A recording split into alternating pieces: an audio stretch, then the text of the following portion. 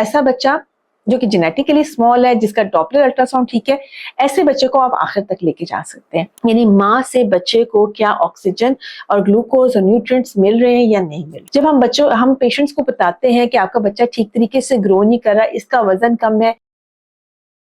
अस्सलाम वालेकुम जी, आज हम बात करेंगे डॉपलर अल्ट्रासाउंड के हवाले से। डॉपलर अल्ट्रासाउंड का नाम हम सब ने बहुत सुना है और डॉक्टर आपको एट द एंड रिकमेंड भी कर रहे होते हैं कि आप अपना डॉपलर स्कैन कराएं। तो बेसिकली ये होता क्या है? डॉपलर अल्ट्रासाउंड की कुछ इंडिकेशंस हैं, कुछ जो है हम प्रेगनेंसी के मिड में भी करवा रहे होते हैं और इन पेशेंट्स के अंदर जिनमें ब्लड प्रेशर की हमें लगता है कि इनमें रिस्क हो सकता है तो उनमें यूट्राइन आर्टरी डॉपलर स्कैन हम लोग करवा रहे होते हैं।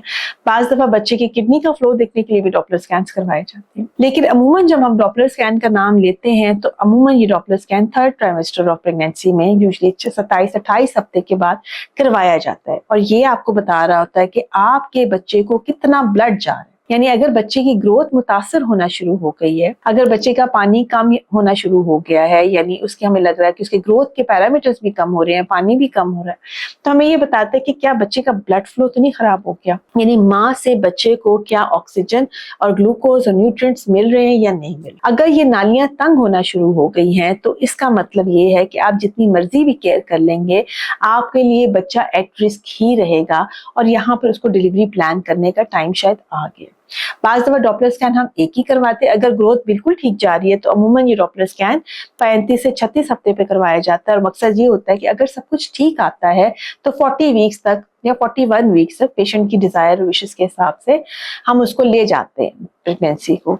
और अगर इस स्कैन में प्रॉब्लम आती है तो आप 37 या 38 वीक्स पे डिलीवरी को प्लान कर सकते हैं। इसी तरह से अगर ये प्रॉब्लम अर्ली स्टार्ट हो गई लाइक 28 हफ्ते पे 29 हफ्ते के ऊपर, तो वहां पर ये अल्ट्रासाउंड एक से ज्यादा बार भी आप करवा सकते हैं डिपेंडिंग कि आपकी पेशेंट की प्रॉब्लम क्या है, बच्चे का ब्लड फ्लो कितनी तेजी से कम हो रहा है और उसके अलावा ये कि आपने डिलीवरी कब तक करवा देनी, इससे पहले कि बच्चे को अंदर नुकसान हो जाए।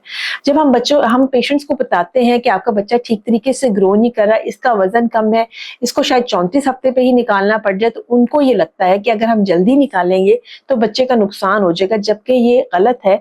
हम जल्दी इसलिए निकाल रहे होते हैं कि अंदर बच्चे को ज्यादा नुकसान होता है। यानी अगर आप अंदर बच्चे को रख कर माँ के अंदर उसको खून की सप्लाई ही ठीक तरह से नहीं जा रही तो बच्चे के माँ के पेट में डेथ होने का रिस्क ज्यादा है। तो ऐसे बच्चे को डॉपलर पे पिक करके हम जल्दी डिलीवर करके बाहर से जब उसको ग़िज़ाइयत देना शुरू करते हैं तो उसके बचने के चांसेस ज्यादा है। जो बच्चा माँ के पेट में ग्रो नहीं कर रहा वो वहां पे ग्रो नहीं करेगा, उसका वजन वहां नहीं बढ़ेगा, उसको वहां अर्ली ही डिलीवर कराना है, उसको देखने के लिए ही डॉपलर स्कैन करवाए जाते हैं। और ऐसा बच्चा जो कि जेनेटिकली स्मॉल है, जिसका डॉपलर अल्ट्रासाउंड ठीक है, ऐसे बच्चे को आप आखिर तक लेके जा सकते हैं। तो इस वक्त ये जो अल्ट्रासाउंड हम करवाते हैं ये बड़ा हेल्पफुल होता है इस डिसीजन लेने में कि बच्चा क्या वैसे ही जेनेटिकली स्मॉल है या बच्चे के अंदर कोई प्रॉब्लम है।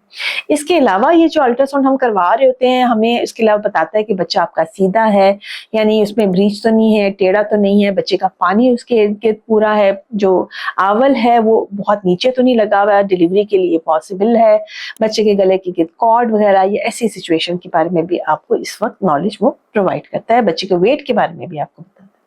बहुत सारा ख्याल रखिएगा, दुआ में याद रखिएगा।